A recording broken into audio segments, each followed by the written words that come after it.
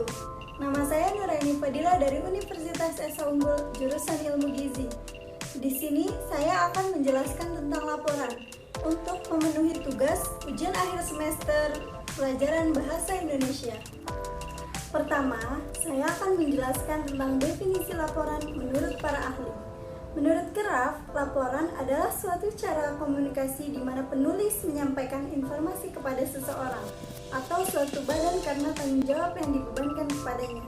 Menurut Dalman, juga mengatakan bahwa laporan adalah bentuk karangan yang berisi rekaman kegiatan tentang sesuatu yang sedang dikerjakan, digarap, diteliti, atau diamati, dan mengandung saran-saran untuk dilaksanakan.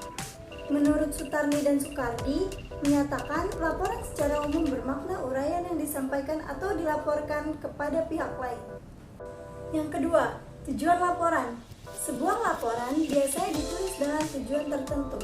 Menurut Hasnun, tujuan penulis laporan pada umumnya adalah bahan evaluasi terhadap hal-hal yang sudah dilakukan. Yang kedua ada agar pelaksanaan tugas yang dipercaya kepada orang atau petugas tertentu dapat diketahui oleh pihak yang menugaskan. Yang ketiga, sebagai pertanggungjawaban terhadap tugas yang dibebankan kepada pihak yang diberi tugas. Menurut Pratiwi, menjelaskan 4 fungsi laporan sebagai berikut. Yang pertama ada penyampaian informasi, yang kedua pertanggungjawaban dan pengawasan, yang ketiga ada bahan pengambilan keputusan, dan yang keempat ada pembina kerjasama, alat pembina kerjasama. Yang ketiga, saya akan menjelaskan tentang jenis-jenis laporan. Menurut Keraf, menyatakan terdapat 7 jenis laporan dibuat untuk kepentingan perusahaan dan pendidikan, yaitu yang pertama ada laporan yang berbentuk formulir isian, yang kedua ada laporan yang berbentuk surat, yang ketiga ada laporan yang berbentuk memorandum, yang keempat laporan berkembangan dan laporan keadaan, kelima ada laporan berkala, keenam ada laporan laboratorium, dan yang ketujuh ada laporan formal dan semi-formal.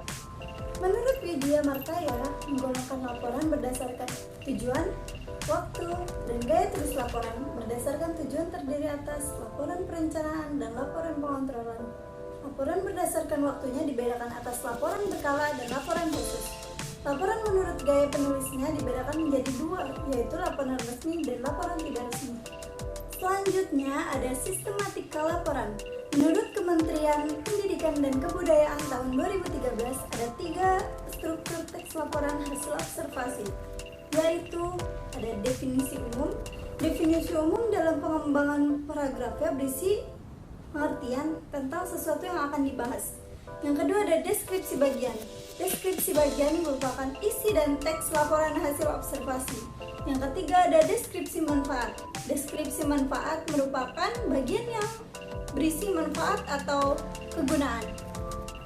Menurut Keraf, menyebutkan sistematika laporan yaitu ada halaman judul, surat penyerahan, daftar isi, ikhtisar atau abstrak, pendahuluan, isi laporan, kesimpulan, saran, appendix, dan bibliografi. Menurut Trianto, menyatakan sebelum melakukan penulisan laporan perlu dibuat sebuah kerangka laporan yang berguna sebagai panduan ketika menyusun laporan. Wianto menyebutkan langkah-langkah penulisan laporan hasil observasi sebagai berikut. Yang pertama, melakukan kegiatan observasi, mengumpulkan data terlebih dahulu sebelum menulis laporan yang lengkap. Data yang dikumpulkan dapat berasal dari penelitian, kunjungan, kumpulan, jurnal kegiatan, angket, wawancara, dan pengamatan atau observasi. Yang kedua ada menulis kerangkai laporan. Setelah data hasil observasi terkumpul, kemudian menulis kerangka laporan. Yang ketiga ada mengumpulkan data atau bahan dengan cara mewawancarai petugas di kelurahan, mencatat data-data kependudukan yang ada di sana, mencatat jumlah orang yang pindah beserta alasan-alasannya dan sebagainya. Yang keempat ada menyusun kerangka karangan dengan teks laporan. Berdasarkan beberapa pendapat yang telah saya sampaikan, dapat disimpulkan langkah-langkah menulis teks laporan adalah yang pertama, yang harus ditentukan adalah topik atau tema. Yang kedua ada jenis laporan yang akan dibuat. Yang ketiga ada tujuan. Selanjutnya penulis harus memperoleh data laporan, kegiatan, observasi, wawancara, survei, dan lain-lain. Berdasarkan data yang diperoleh tersebut disusunlah kerangka laporan. Kemudian kerangka laporan dikembangkan menjadi teks laporan yang utuh. Terakhir, penulis membaca ulang hasil laporan yang telah dibuat lalu menyuntingnya apabila terdapat kesalahan. Selanjutnya ada pokok bagian laporan. Yang pertama ada pendahuluan. Pendahuluan bermaksud mengantarkan dan mengajak para pembaca untuk mengetahui isi laporan. Yang kedua ada batang tubuh laporan.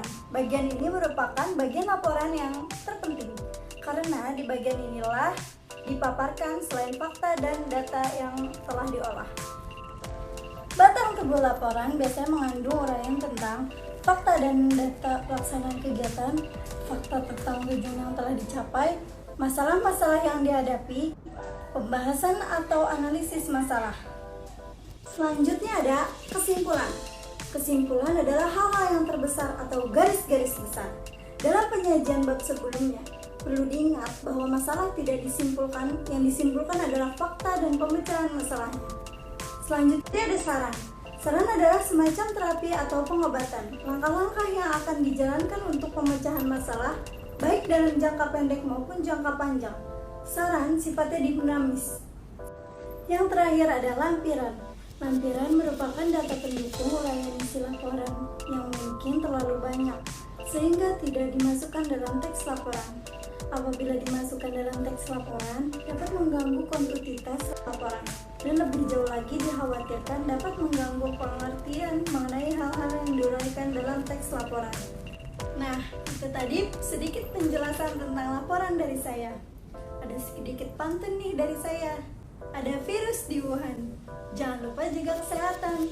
Banyak kata kurang yang berkenan, mohon sudilah kiranya dimaafkan. Kurang lebihnya mohon maaf. Sekian dari saya. Wassalamualaikum warahmatullahi wabarakatuh.